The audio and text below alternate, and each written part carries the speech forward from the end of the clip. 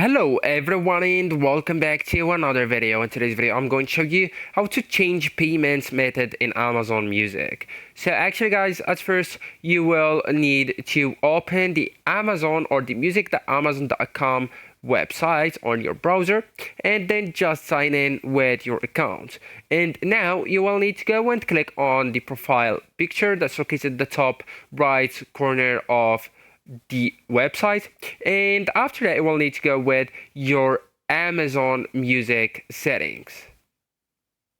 So here where you can find your account settings, subscription, the payments history and promo code. Okay, so all you need to do is to go with manage a payments option. Okay, so it's the first one on the payment section, and here you will be able to see your actual card that you are using. Okay, and you can also select another payments method, so you will be able to go ahead and enter the credit or debit card or the new one that you want to add. Okay, so as you can see, add a new credit or debit card. So all you need to do is to enter the name on the card and the card number, also the security code CVV on the back of your card, and the expiration dates that you can find on your card as well.